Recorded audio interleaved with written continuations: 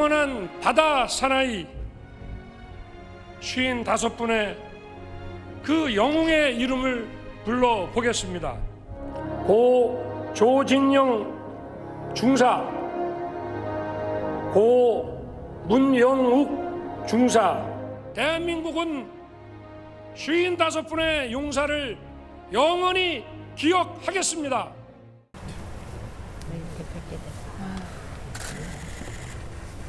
죄송합니다. 선생님. 아이고, 이분들이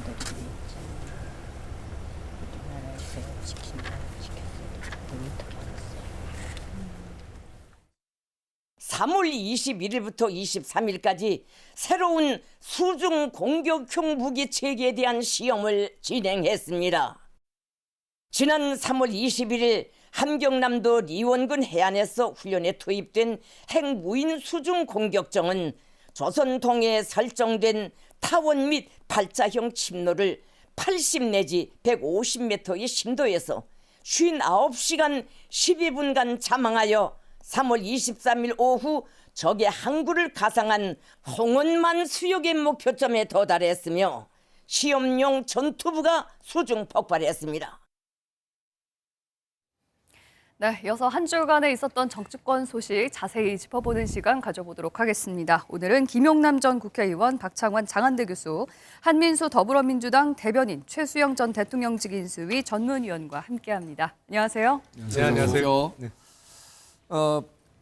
서해 수호의 날 많은 분들이 어떤 의미를 갖고 있는지 이해하고 계실 텐데 김용남 의원님, 이 서해 수호의 날에 대통령이 직접 참석해서 이렇게 참전했던 용사들, 희생됐던 용사들의 이름을 직접 부르고 한 건 굉장히 이례적인 거죠. 그렇죠.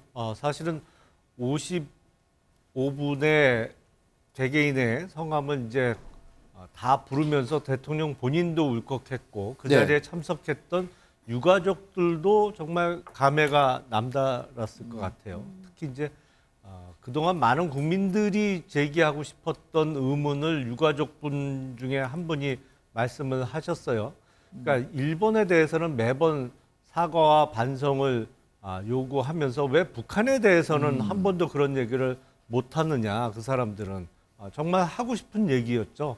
천안함 폭침만 해도 북한에서 공식적으로 사과나 뭐 반성을 한 적이 없지 않습니까? 그래서 그 부분에 대해서 지금 날로 북한이 ICBM 실험 발사하고 또 최근에는 핵 어뢰 실험도 했습니다만 이렇게 명백해지고 막중한 안보적 그 위험이 증대되고 있는 상황에서 또 특히 보면 제1야당은 어제 기념행사에 불참했어요.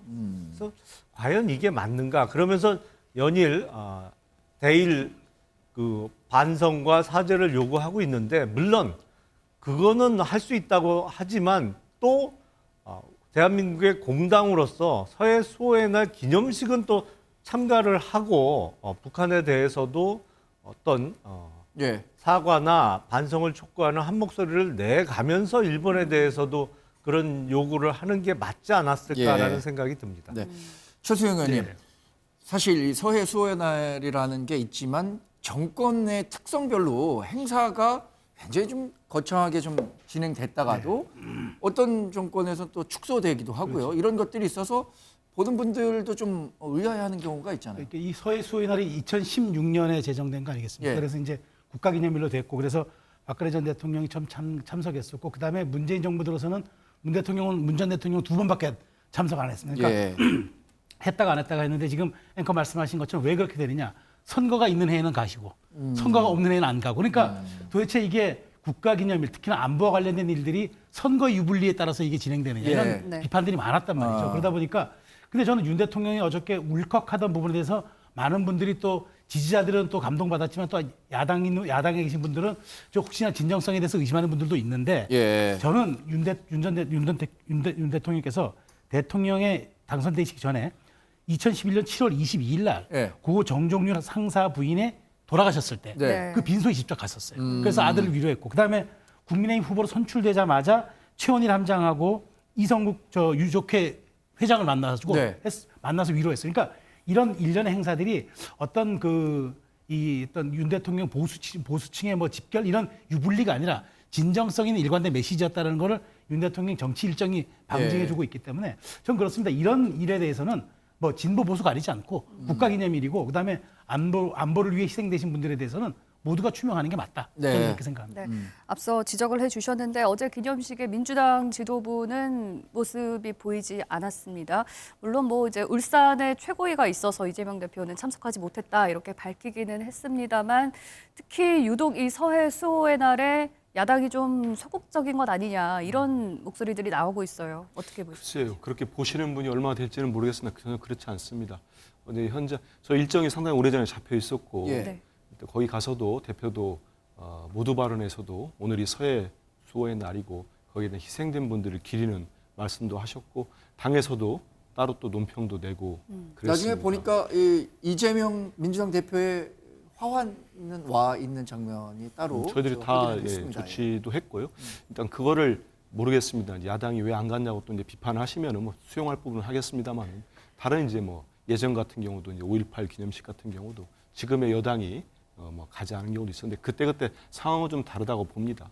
저는 그런 부분들 기리는 마음에 있어서 어떻게 여야가 다를 수 있겠습니까? 네. 그 희생된 장병들 나라를 지키기 위해서 한 거고 저는 대통령이 어제 가서 쉬운 55분에 이렇게 우리 용사들의 이름을 부르면서 울컥하실 수 있다고 봅니다. 제 기억으로는 제가 기자를 할 때인데 2010년 그때 천안함이 터지고 난 다음에 예. 당시 대통령이었던 이명박 전 대통령께서 천안함 46용사의 이름을 한 번씩 또 호명을 한 적이 있습니다. 그런데 이제 그때도 전 비슷한 생각을 했었는데 당시 이명박 대통령이 그러셨는데 그에 바로 이어서 치러진 지방선거에서 당시 이명박 대통령의 집권당이 참패를 했습니다. 특히 접경 지역이라고 할 수 있는 예. 아주 군사 접경 지역에서는 경기도 북부에서도 다 졌어요. 네. 그 이유를 저는 비판하려는 거 아닙니다. 오해하지 마시고요. 곰곰이 생각해 보면은 우리 국민들께서는 상당히 현명하세요. 이게 대체 정말 진정성 있는 모습이냐. 당시에 MB 대통령께서 왜 이렇게까지 했을까? 그게 아마 이제 표심으로 드러났다고 예. 생각을 합니다. 저는 대통령께서 어제 이렇게 울컥거리시고 말씀하신 거에 진정성을 저는 의심하지 않겠습니다. 네. 그리고 지금의 대일 굴종개혁, 그다음에 69시간 노동제, 20대에 아이 셋 낳으면 면제시켜주겠다는 정책 이런 것들 때문에 지지율이 많이 빠지고 있습니다. 그렇지만 대통령이 지지율 생각해서 저는 저런 행보했다고 생각하지 않고요. 예. 다만 국민의 한 사람으로서 하나만 말씀드리고 싶은 거는 전임 정부 때 희생된 우리 국군 장병만 국민이겠습니까? 지금 이태원에서 돌아가신 159분의 우리 젊은이들도 우리 국민입니다. 안타까운 목숨이죠. 예. 그런데 지금 유족들께서 대통령 한 번만 만나달라고 하는데 대통령께서는 사과도 안 하셨지만 만나주지도 않고 있습니다. 그런 부분들까지 저는 이거와 마찬가지로 우리 국민들께 모두 이렇게 품넘게 다가가는 모습 그리고 애도하는 모습 보여줬으면 좋겠습니다. 네. 박창현 교수님, 그 부분, 예, 잠깐 그 말씀을 드려야 될 것 같습니다. 이제 앞서 한 대변인께서 2010년도 천안함 폭침이 있고 불과 한 두세 달 후에 치러졌던 당시 2010년 지방선거에서 이명박 대통령의 집권 여당이 참패한 거에 대해서 그건 저는 다소 내놓는 해석이 엉뚱하다고 생각을 합니다. 그거는 당시 많은 국민들께서 진정성을 의심해서 선거에서 진 거라기보단 당시 안보 위기가 고조되는 상황에서 민주당에서 마치 당시 한나라당을 찍으면 전쟁이 나고 민주당을 찍어야 평화가 유지되는 소위 뭐 전쟁이냐 평화냐 이런 구호로 지방선거를 치렀거든요. 이른바 이제 북풍 이슈가 좀 있었죠. 그렇죠. 그리고 이제 무상급식 이슈도 크게 대두가 네. 됐고요. 그래서 그 당시에 어떤 이명박 당시 대통령의 진정성을 네. 의심해서 선거 결과가 그렇게 나왔다고는 전혀 생각되지 네. 않습니다. 네, 요소 중에 하나라고 저는 네, 판단을 뭐 그 그때 당시에 뭐 그게 또 이명박 대통령 집권 중반기에 이루어진 선거였고 뭐 여러 가지 요인들이 있었기 때문에 딱 하나를 가지고 선거에 어떤 결정적인 요인을 미쳤다라고 판단하기 좀 어려울 것 같다는 생각도 들고 네. 있습니다. 네, 박찬원 교수님. 윤석열 대통령이 이번 기념사에서 북한의 도발이라는 이 표현을 명확하게 한 6차례 정도 했는데 이걸 두고 이제 문재인 전 대통령 같은 경우에는 과거 기념사에서 북한의 도발이라는 표현을 명시적으로 이렇게 표현을 하지 않았던 것과 좀 대비된다 이런 얘기도 있거든요. 어떻게 보셨는지. 네, 뭐 그 당시에 5년 전의 상황과 지금 상황이 많이 바뀌었죠. 예. 그 당시에는 어떻게 해서든지 미국을 중심으로 해서 북한과의 어떤 핵 협상을 이끌어내는 그런 어떤 국정의 목표가 있었던 반면에 지금은 그 이제 미국과 북한의 협상이 깨지고 대결 국면으로 다시 들어갔습니다. 네. 그리고 최근에 북한이 뭐 핵 미사일 시험뿐만이 아니라 그것을 과시하는 것을 넘어서서 실전에서 사용하는 그런 훈련들을 하고 있거든요. 네. 예. 이런 상황에서 대통령이 뭐 안보에 대해서 다시 한번 과시를 하는 거, 그리고 국민들에게 천명을 하는 거, 의지를 밝히는 거 이런 거는 좀 대단히 필요한 일이라고 봅니다. 네. 근데 이제 앞서서 얘기 나왔듯이 사실 문재인 대통령 5년 기간 동안에 서해 수호의 날 참석이 조금 부족했거든요. 네. 그건 아쉬운 점입니다. 네. 그런 점에서 윤석열 대통령이 이번에 서해 그 용사들에 대해서 한 명 한 명 호명한 건 굉장히 잘한 일이다. 근데 앞서 얘기하셨지만 그렇다고 사나운 국군 장병만 이 나라 국민이냐? 그건 아니거든요. 예. 그러니까 이태원 참사로 돌아가신 분들, 그 다음에 또 지금 위안부 문제나 또는 징용 피해자들 이런 분들도 다 국민인데 네. 그분들에게까지 공감을 표하는 그런 대통령이 된다면 하는 아쉬움이 있는 거죠. 네. 이제 관련해서 최수영 의원께 좀 여쭈볼게요. 이 최근에 보면은 여러 우리가 과정에 이 정권들을 경험했을 때 보면 하여튼 이 서해 뭐 수호의 날을 비롯해서 연평도 포격이라든가 뭐 관련한 이 북한과 관련된 이슈들에 대해서는 온도차가 굉장히 굉장히 크단 말이에요. 이런 부분들에 대해서 뭐 물론 저 정당별로도 생각하는 바가 다르겠지만 어떻게 생각하십니까? 그런 저는 그 이를테면은 북한의 도발로 인한 결과, 그걸로 인해서 우리가 피해를 입었다. 이런 건 원인과 결과가 너무 분명한 일 아닙니까? 예. 근데 이런 결과에 대해서 접근 방법이나 해석 방법이 상이한 건 저는 이해할 수가 없다는 거죠. 그러니까 최소한 저는 이런 겁니다. 지금 오늘 북한이 이제 그 수중 어뢰인데 이게 어뢰가 아니라 사실은 그 말하자면 무인 잠수정 아닙니까? 그래서 네. 그 59시간을 날아가서 목표물을 타격한다는 이 어마어마한 전술무기를 개발했다는 게 이게 착수한 게 2010년이라고 합니다. 자, 그러니까 우리가 한참 우리 사회에서 북핵 문제에 대해서 화해 무드가 막 이렇게 있을 때였단 말이죠. 그렇기 때문에 저는 그런 생각을 합니다. 지난 12년간의 우리 사회가 갈팡질팡. 그러니까 북한의 도발에 대해서 북한의 도발이 아니다 맞다. 이걸 가지고 해석을 놓고 또 여야가 싸우고 진보 보수가 싸우고 이러는 와중에 북한은 착실한 목표 하나만 두고 꾸준하게 나가는 그런 비대칭 현상을 계속 보여왔기 때문에 예. 저는 우리가 이렇게 북한이 원하는 대로 남남 갈등에 처하는 것도 원치 않지만 북한이 저지른 일에 대해서만큼은 명쾌하게 여야 혹은 진보 보수 할 것 없이 명확하게 한 목소리로 규정해주는 저는 어떤 그런 우리 의식의 집단적 사고 혹은 그런 어떤 우리 그 집단 사고에 대한 명쾌한 결론이 좀 필요하다고 생각합니다. 여기에 대해서 너무 갈리는 것은 국론 분열에 앞서서 예. 우리 사회가 정말 어떤 일에 대해서 제대로 대처하지 못하는 그런 무리수를 낳을 수가 있다는 생각이 듭니다. 지금 말씀하신 것처럼 한민수 대변인은 그 북한과의 관계 설정에 있어서 정권별로 좀 온도차가 굉장히 크잖아요. 그런 부분들을 제가 말씀을 드리고 싶은 건데 네. 지금 민주당이 집권했을 때와 국민의힘이 집권했을 때의 대북 관계가 우리가 대북 관계가 뭐 이제 한 방향으로 가서 협상력을 좀 많이 발휘를 했으면 좋겠다라는 지적을 하는 분들도 있는데 그러지 못하기 때문에 이런 얘기들이 나오고 있는 것 같고요. 그런데 이건 뭐 상당히 주제 자체가 심도 있고 큰데요. 좀 짧게 말씀드리면 정권에 따라서 우리나라만 그러겠습니까? 미국도 마찬가지 공화당 정부랄지 민주당 정부의 다 대북 문제랄지 유럽 문제랄지 모든 접근 방법이 다 다릅니다. 일본도 마찬가지고 우리도 마찬가지인데요. 민주당 정부는 일단 우리가 화해, 한반도 평화 체제, 정책에 큰 방점을 두고 있습니다. 그리고 북한과는 항시 언제나 대화와 협력으로서 풀어야 된다. 근데 김대중 대통령의 햇볕 정책도 있습니다만 가장 큰 근본 전제는 강력한 군사력으로 북한의 도발을 억제하는 겁니다. 예. 그리고 저는 조금 더 이제 보수 진영에 계신 분들, 특히 국민의힘에서 이제 전술핵 얘기랄지 이런 얘기들 말로 들으면 화끈하죠. 근데 그런 부분들이 상당히 위험한데 그런 부분들 말씀 나오면 이 말씀을 꼭 드려드리고 싶어요. 네. 지금까지 제가 볼 때는 저도 뭐 기자 생활도 하고 정당 생활도 하고 있습니다만은 남북 정상회담이 몇 차례 있었습니다. 예. 6.15도 있었고 14도 있었고 9.19도 있었습니다. 하지만 제가 볼 때 최고의 바이블 같은 남북 기본 합의서는 노태우 대통령 때입니다. 예. 보수 정부의 91년도 노태우 대통령 때 남북 기본 합의서입니다. 네. 그렇기 때문에 보수 정부라고 하더라도 그 정신을 살펴보면은 거기에 다 나와 있어요. 한반도 비핵화, 한반도 평화 공동체, 남북 공동체 방안, 경제 공동체 방안 예. 다 있거든요. 그거를 본다면 접근 방법은 보수 정부, 진보 정부가 다를 수 있지만 북한과 화해 협력으로 가가지고 한반도 평화 체제를 구축해야 된다는 거는 이미 91년도 노태우 정부 때부터 수립됐다. 네. 이 말씀 드리고 싶습니다. 네. 지금 그런 와중에 이 북한의 태도를 어떻게 해석하고 읽어야 될지 좀 궁금한데 북한이 이 서해 수호의 날에 신무기, 뭐 북한에서는 비밀병기라고 부르는 핵 어뢰 시험 장면을 공개하지 않았습니까? 이런 거는 뭐 다분히 의도적인 거라고 봐야 될까요? 그렇겠죠.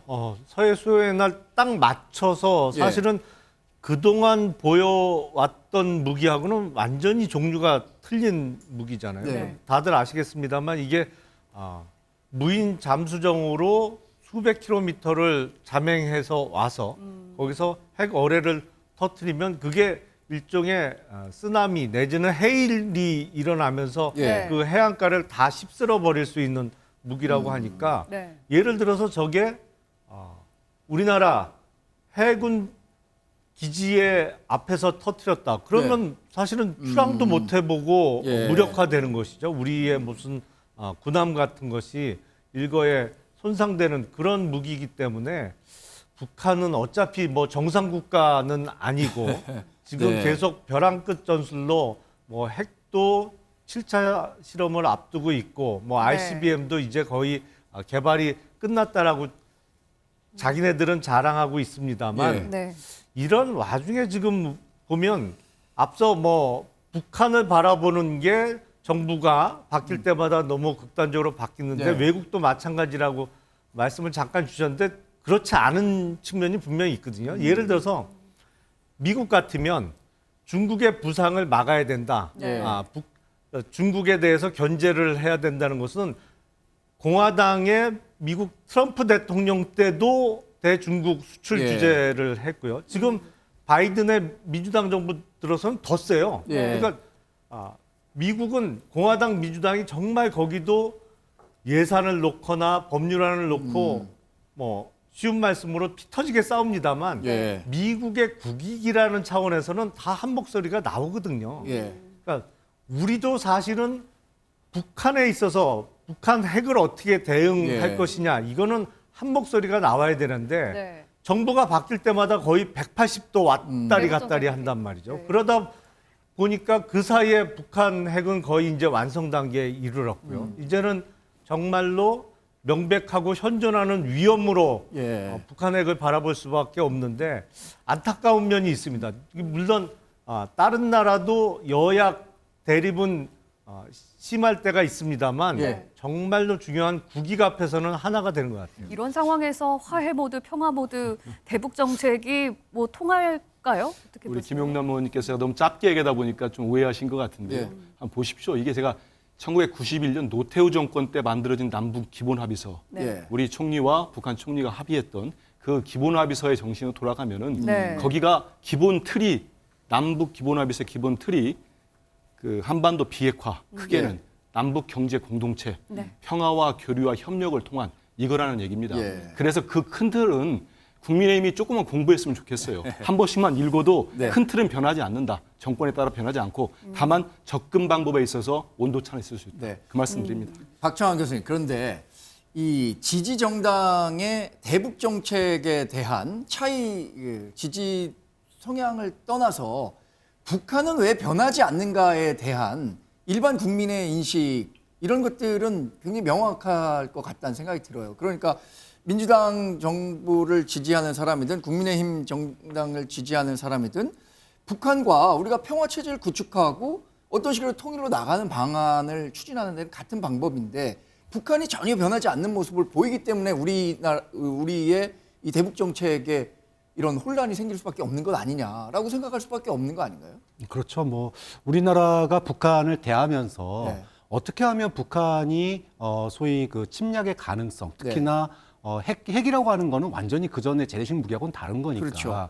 이 문제를 해결할까를 두고 소위 안보력 강화를 통해서 물리적으로 해결하는 방법, 그 군사력 힘을 통해서 해결하는 방법, 그리고 대화를 통해서 해결하는 방법, 이 두 가지를 놓고 사실은 정권이 바뀔 때마다 왔다 갔다 한 측면은 있습니다. 자, 그런데 정권이 바뀌었다고 그래가지고 그러면은 안보 억지력, 이 안보 억지력을 놓았냐? 예. 그렇지는 않거든요. 그러니까 소위 김대중 정부나 또는 노무현 정부나 문재인 정부에서도 북한의 핵에 대응하는 예. 그런 뭐 최첨단 무기들, 이지스함 도입이라든지 뭐 신무기 도입이라든지 이런 부분들은 꾸준하게 국방비를 늘려왔습니다. 근데 예. 문제는 사실은 이제 대화라고 하는 것과 그 소위 그 군사적 억지력이라고 하는 거는 수레바퀴처럼 굴러가야 되는 거예요. 그런데 한쪽 수레가 크면은 다른 쪽 수레바퀴가 기우뚱할 수밖에 없거든요. 그 자리에서 계속 돌 수밖에 없는 그러니까 거잖아요. 지금 우리가 20년 동안 소위 진보 정권에서는 대화의 수레바퀴에 바퀴폭이 바람이 예. 들어가고 또 보수 정부에서는 군사적인 억지력에 바람이 들어가다 보니까 20년째 계속 지금 우리는 맴돌고 있는 거 아니냐. 그 부분이 제일 안타까운 거죠. 네. 네.